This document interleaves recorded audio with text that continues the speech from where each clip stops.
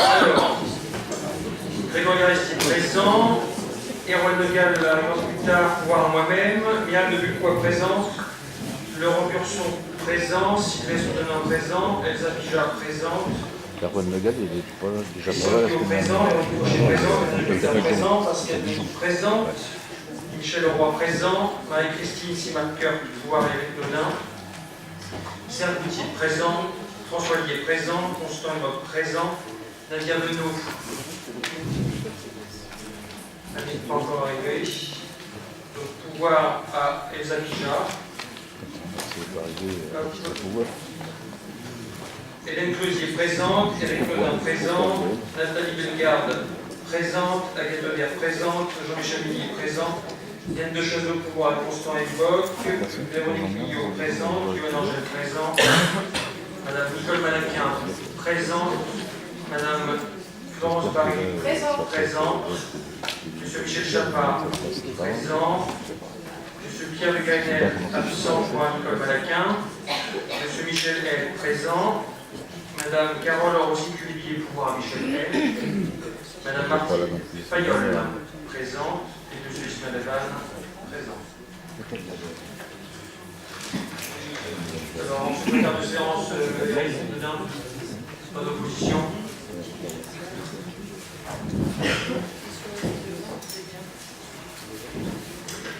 Alors, ce que je vous propose en ce début de séance, c'est un point d'information sur le rendu de l'étude de faisabilité que nous avons lancée il y a quelques semaines sur notre centre nautique de Morpa. Donc, ce que je vous propose, c'est qu'on ait un timing. Bonsoir, Pierre. Ce que je vous propose, c'est qu'on ait un timing assez serré sur une séance très lourde. On se donne 1 heure pour la présentation, ensuite les questions-réponses, et ensuite on démarrera l'ordre du jour normal du conseil. Donc je vous présente M. Vallée, qui est représentant du cabinet Amex, qui a mené cette étude de faisabilité et qui va vous faire beaucoup de compte rendu, la synthèse, et de là, nous irons à la fin de cette séance, de cette présentation, sur l'avenir de notre piscine communale. C'est à vous. Merci.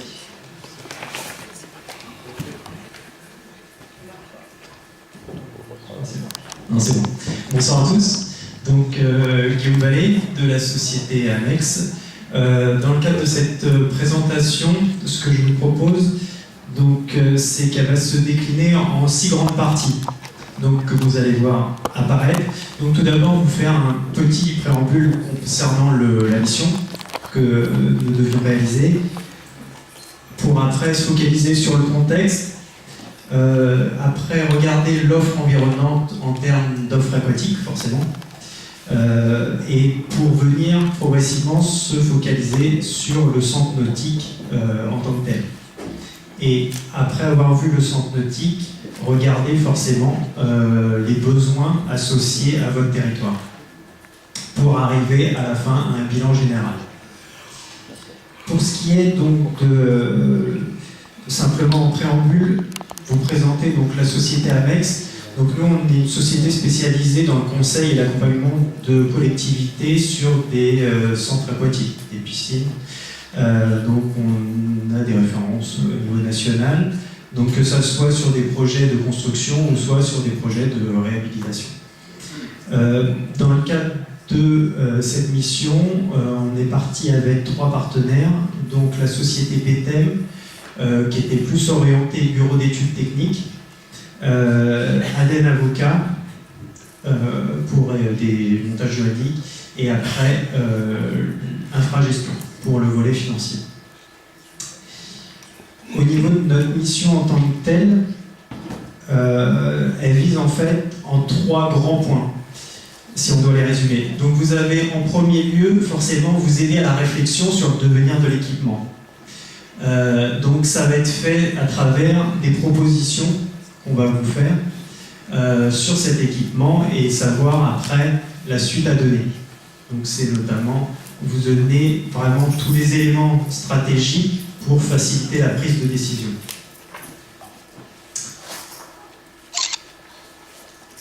Donc si on commence réellement la présentation, Donc, ce qui nous intéresse, nous, avant d'entrer vraiment sur l'analyse du centre nautique en tant que tel, c'est savoir dans quel contexte on évolue et le territoire étudié. Donc, c'est ce que vous allez avoir là, en termes de généralité, des onglets, l'accessibilité, la population et puis des indicateurs économiques. Sachant que les données que vous allez voir sont issues de l'INSEE, donc qui permet d'avoir suffisamment d'éléments au niveau du territoire.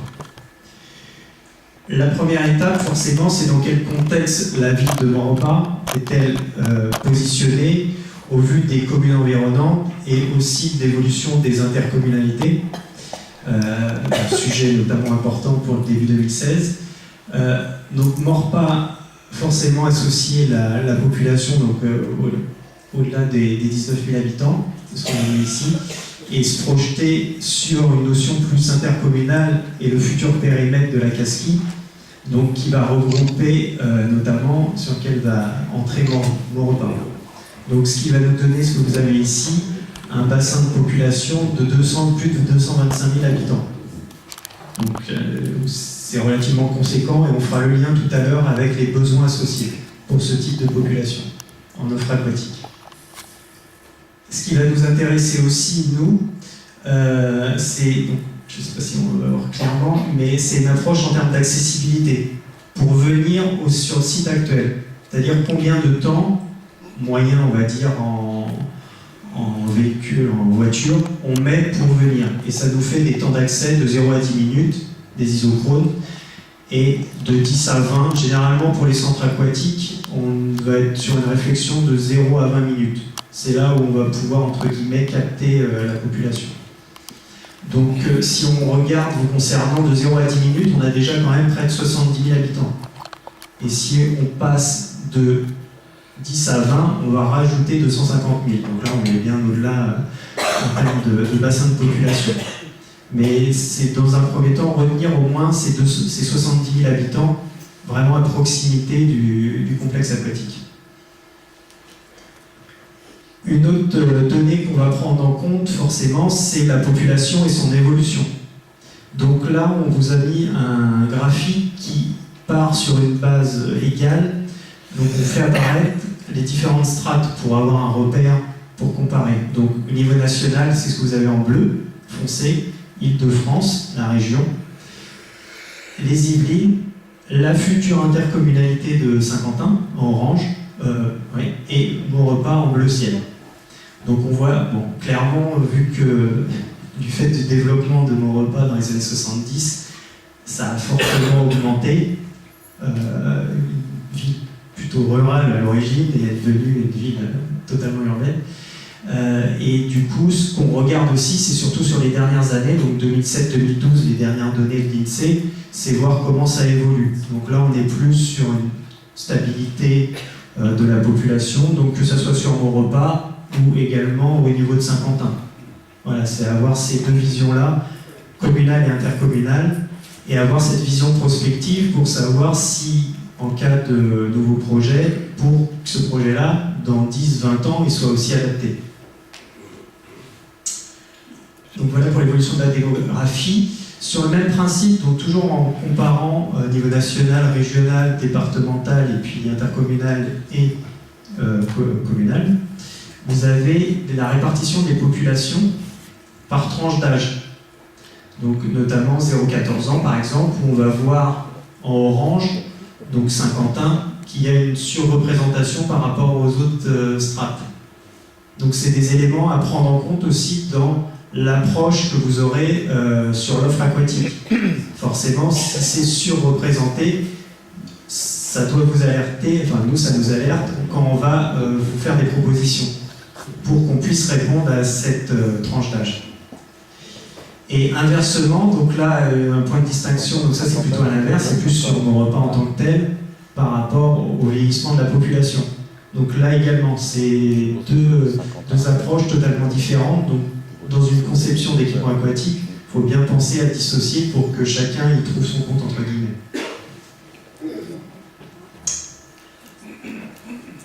L'un des derniers points après, ce qu'on regarde, ça va être ce que vous avez ici, les catégories socio-professionnelles, comment est répartie par grande catégorie socio-professionnelle la population. Donc on va retrouver forcément retraités en lien avec l'âge qu'on vient de voir. Et ce qui va nous intéresser, ça va être les professions intermédiaires, que ce soit pour Maurepas ou Saint-Quentin, et après les professions intermédiaires dites supérieures. Où quand on fait un lien avec les études sportives, on voit que plus ces populations sont représentées, plus la pratique sportive est importante. Donc ce qui est plutôt un bon point en termes de future fréquentation d'équipes. Le dernier point concernant en lien avec l'économie, c'est, vous avez deux graphiques, c'est le revenu net imposable, toujours sur des données INSEE, pour se représenter par rapport à une moyenne nationale, où est situé, que ce soit Saint-Quentin ou Maurepas. Donc on est plutôt sur une fourchette plutôt haute par rapport à la moyenne nationale. Donc voilà, ça sera aussi en lien avec des prestations à proposer, plus ou moins qualitatives. Et du coup, inversement, sachant que c'est des chiffres 2011, donc bon, c'est à relativiser, mais au niveau de la tendance générale, même si c'est pas forcément à ce niveau-là actuellement, le décrochage entre niveau national et local doit être à peu près semblable. Voilà. Donc voilà, donc ça c'est ces éléments-là sur le bilan contextuel qui nous permettent de bien appréhender votre territoire pour qu'on vous fasse des propositions qui soient cohérentes. Donc si on fait le bilan, donc c'est surtout la population locale qui est relativement importante à proximité et avec un distinguo entre Maurepas pour la tranche d'âge et Saint-Quentin avec un contexte plutôt économique entre guillemets favorable par rapport à la moyenne nationale. Donc voilà pour ce contexte. Une fois qu'on a vu le contexte, du coup, c'est se focaliser sur les espaces aquatiques et voir jusqu'à présent ce que vous avez autour du centre, donc en périphérie. Donc ça va être l'offre environnante aquatique. On répartit l'offre aquatique selon des grandes catégories pour que ça soit distingué. Donc c'est ce que vous avez ici dans Légende. Donc des piscines, on va dire, vous avez les carrés soit violets, soit bleus, où c'est plus des piscines dites de proximité éducatives et sportives, un peu traditionnelles, comme on a vu, comme des piscines qui ont été construites généralement il y a 40 ans, les projets des villes piscines, ces éléments-là. En vert, en point vert, ça va être plus des équipements sport-loisirs, dit un peu de nouvelle génération, qu'on retrouve depuis 90-2000, ces années-là.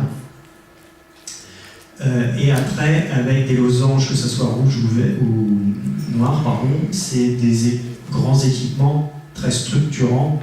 Vous allez notamment avoir un bassin de 50 ouvert à l'année, des bassins olympiques, ces éléments-là. Et enfin, des équipements jaunes ou gris, c'est plutôt en lien avec la baignade estivale, à prendre en compte également. Et pour chaque piscine que vous allez voir juste après, vous allez avoir des mètres carrés qui correspondent à des mètres carrés des surfaces de plan d'eau, pour que vous ayez à peu près un ordre d'idée pour pouvoir comparer les équipements qui sont les plus importants ou pas. Ce qui nous donne du coup sur la cartographie Maurepas au centre, avec une piscine alors, qui est un peu particulière parce que en période hors estivale, vous avez 2 bassins couverts, donc plutôt à vocation éducative et sportive. Et en période estivale, vous avez le bassin de 50 mètres, donc qui ouvre un peu plus à l'aspect loisir et tout public. Mais on l'a identifié plutôt quand même, la majeure partie c'est plutôt tout public et de proximité. Et on va voir autour les autres piscines, donc notamment le Ménil-Saint-Denis, Trappes, les Essarts, Huancourt. Et après, ce qui va nous intéresser, c'est surtout les autres nouvelles piscines, entre guillemets, qui pourraient rentrer toujours entre guillemets en concurrence avec Maurepas. Donc ça va être surtout Montfort-la-Maurie à l'est et puis Chevreuse à l'est, avec voilà, des 2 équipements relativement structurants. Mais ce qu'on peut remarquer, c'est qu'à proximité, c'est relativement éducatif et sportif. Pardon. Et du coup, il y aurait une opportunité de pouvoir développer et d'ouvrir un peu plus largement l'offre aquatique en direction notamment du ludique.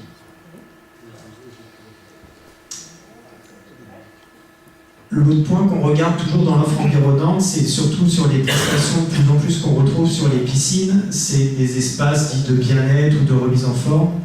Donc c'est un schéma qui répertorie un peu l'offre. Ce qu'il faut avoir à l'esprit, simplement, c'est que ici, on est plus des équipements qui sont sur nos repas, en partie basse, et après, on est plus éloigné. Sur nos repas, on va trouver pas mal d'offres plutôt privées en direction de la remise en forme dite sèche. C'est ce que vous trouvez des salles de sport, remise en forme, cardio training, ces éléments-là. Mais par contre, à proximité, plutôt orienté bien-être avec du sauna, du hammam, des salles de détente, il n'y en a pas réellement à proximité.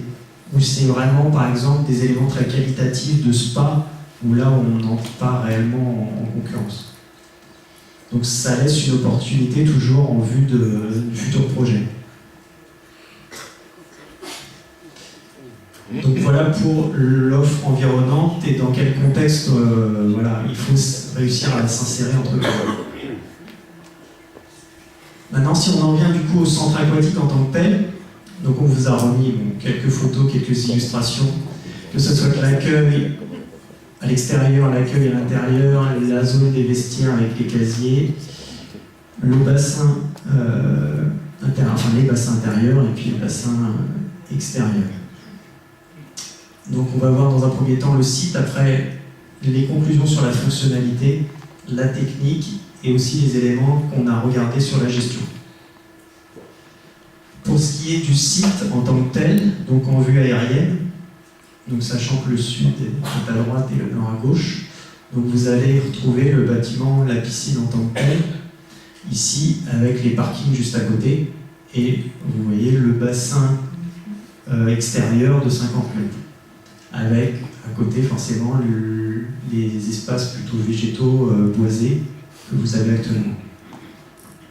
Donc au niveau du site, donc, ce qui est intéressant, c'est forcément le site historiquement identifié prestation entre guillemets aquatique à l'échelle de l'intercommunalité. Que en termes de pratique, c'est important de valoriser l'existant et notamment ce cadre par rapport aux espaces boisés qui sont relativement proches. Un point intéressant et pas neutre, ça va être surtout la proximité du site avec des établissements scolaires, donc qui dit aussi des coûts de transport entre guillemets en moins du fait de pouvoir venir à pied. Et après, s'il est situé, mine de rien, le long du boulevard du Rhin, où on est en connexion directe, après en direction d'Élancourt et plus largement de la future Castille. L'avant-dernier point, c'est le point de la maîtrise foncière et de la gratuité du terrain. Et enfin, le zonage PLU, qui historiquement, forcément, est adapté à des équipements sportifs. Donc c'est sur cette base-là des avantages qu'on a pu travailler sur l'analyse après en tant que telle de l'équipement. Donc sur la fonctionnalité, on vous a remis le plan général de l'équipement. Donc juste pour vous montrer le cheminement des usagers, donc l'entrée ici est au point haut, vous avez l'accueil dans le coin, après vous avez une zone dite annexe baigneur où on va retrouver les espaces de change, et après les espaces, on va dire sanitaires, douche, en partie basse. Pour après cheminer et accéder ici par le biais d'un pédiluve à toute la bassin intérieur. Donc on va retrouver le bassin sportif de ceiling d'eau, un bassin d'activité et d'apprentissage, et après la patouilloire pour les enfants. À côté de ça, vous avez en bout un espace on va dire, détente, avec un sauna et une salle de détente en partie basse, des espaces aussi à prévoir et qui soient adaptés pour le personnel, et les locaux techniques en partie basse. Et du coup, après, le bassin de 50 qu'on avait vu tout à l'heure, et la pataugeoire. Donc ce qui en ressort par rapport à cet équipement-là, donc pour remettre dans le contexte que c'est un équipement qui a plus de 40 ans, donc qui est depuis 1973. En termes de fonctionnalité, plusieurs points à mettre en avant. Ça va être dans un premier temps la problématique des stationnements, donc qui est insuffisant en fait au regard de la capacité d'accueil. Sur certains créneaux, on voit que c'est compliqué de venir se garer et qu'en plus, ce parking-là peut servir à d'autres usages en périphérie. Au niveau de l'accueil en tant que tel, on est sur les accueils forcément de l'époque, entre guillemets, où c'est plutôt minimaliste, qui ne met pas forcément en avant après une vision sur la halle bassin et l'offre, tel qu'on peut le voir sur de nouveaux complexes. Et que surtout, après, en termes d'accueil, c'est pas forcément adapté quand vous voulez accueillir des scolaires et en même temps du public. Vous êtes forcément obligé de faire un choix du fait de la sécurité aussi des scolaires pour ne pas mélanger avec le public. Et la configuration fait qu'actuellement, vous ne pouvez pas vous permettre le double accueil. Ça va renvoyer un peu au troisième point que vous voyez là, c'est l'organisation du cheminement des vestiaires. C'est-à-dire actuellement, c'était plutôt d'un côté, de chaque côté, vous allez retrouver des vestiaires collectifs et des vestiaires individuels. Et vous n'avez pas forcément un respect, donc en termes d'hygiène, pour la piscine, c'est demandé d'avoir une zone dite pied-chaussée, ou circuler avec vos chaussures de ville, et on identifie une zone d'arrêt, entre guillemets, où on se déchausse. Et après, cette zone-là, c'est une zone pieds nus, et on ne vient pas mélanger pieds chaussés et pieds nus, pour qu'il va compliquer forcément l'hygiène et l'entretien. Toujours sur la partie vestiaire, du fait de cette organisation-là, si on est amené à faire ça, évoluer l'organisation, on va se retrouver un peu coincé parce qu'on aura besoin, théoriquement, plus de surface à développer pour mieux organiser la zone. Si on regarde maintenant les autres points, c'est des problématiques notamment que vous allez retrouver dans la halle bassin. Vous avez une mezzanine où vous allez retrouver des espaces de musculation plus en direction du club. Donc là, en termes d'organisation fonctionnelle, c'est pas assez inadapté. C'est des éléments à revoir. Les profondeurs de bassin sont également pas forcément adaptées à tous les usages, notamment pour mettre en place certaines activités que l'on voit de plus en plus et qui permettent aussi d'optimiser le déficit d'exploitation. L'autre point, forcément, c'est l'approche actuelle que vous aviez jusqu'à présent où il n'y a pas d'offre dite estampillée ludique. Et les derniers points qui ont été mis en avant, c'est en termes de surface aussi, des locaux de stockage et des locaux d'entretien en quantité insuffisante.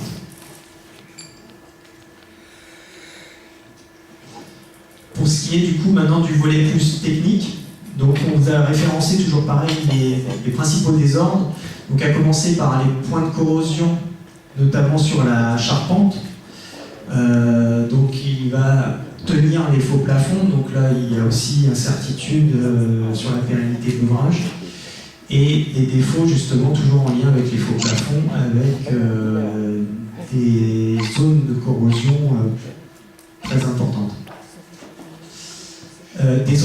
L'autre point aussi à prendre en compte, c'est l'étanchéité de la toiture à traiter, l'étanchéité aussi du bassin de 25 mètres, où on voit qu'il y a des pertes d'eau, il y a des surconsommations, mais on n'arrive pas à distinguer d'où ça peut provenir. Et des fois, d'ailleurs, il y a plus des remontées d'eau dans le bassin. Les derniers points, ça va concerner plus l'aspect réglementaire, donc la mise en accessibilité de l'équipement, accessibilité pour tous, de toute façon, dans un établissement recevant du public. Des adaptations au niveau sécurité et incendie, au niveau des plans d'évacuation notamment. Et après, un point non négligeable, c'est le système de traitement d'eau, où en fait vous êtes sur un système de traitement d'eau classique, entre guillemets, qui se faisait il y a 40 ans, sauf que depuis, il y a eu des réglementations qui ont été mises en place, notamment le décret de 81, qui n'est pas tout jeune, mais qui demande, quand vous lancez des travaux, de revoir ces éléments-là et de revoir le système de filtration, ce qu'on appelle une hydraulicité inversée. On va venir reprendre les impuretés de bassin par l'eau, donc qui favorise l'hygiène, les consommations d'eau et la sécurité des usagers.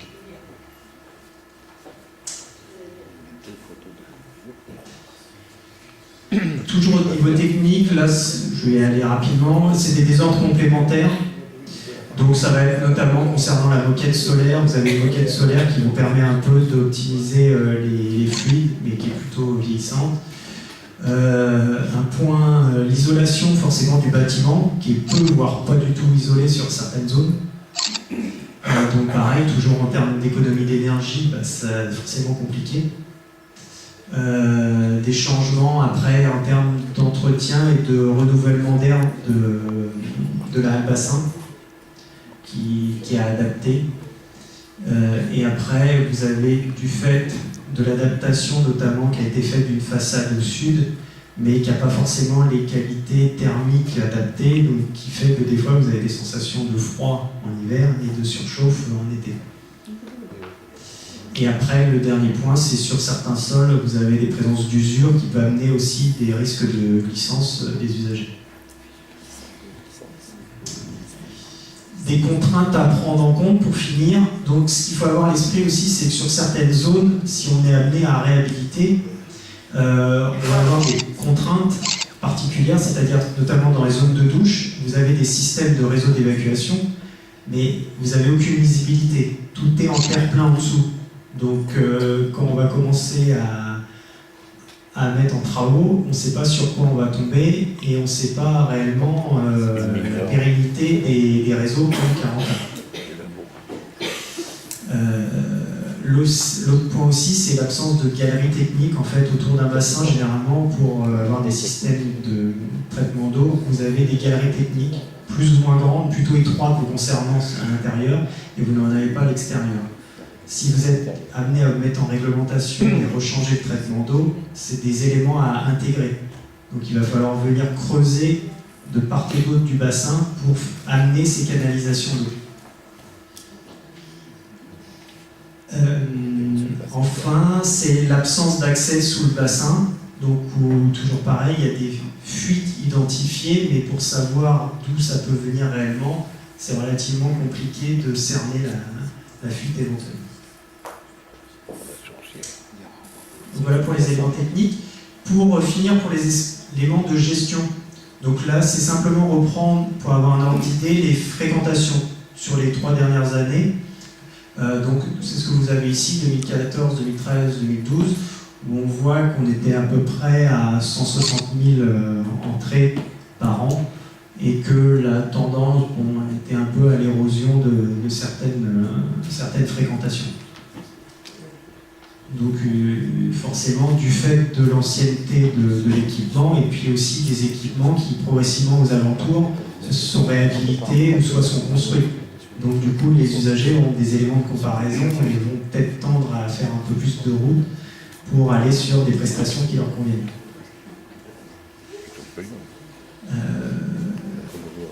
Un autre indicateur, autre que les fréquentations, ça va être les consommations d'eau vous concernant. Du fait d'un système classique d'hydraulicité, vous êtes en moyenne à peu près, pour avoir une idée, à 39 000 m3 par an. Donc si on ramène ça à nombre de fréquentations par baigneur, c'est des indicateurs qu'on utilise, on est à 240, pardon. 240. Sachant qu'on vous met, justement pour des projets neufs qu'on suit actuellement, les performances attendues sont plutôt aux alentours de 120 litres par baigneur, donc la moitié.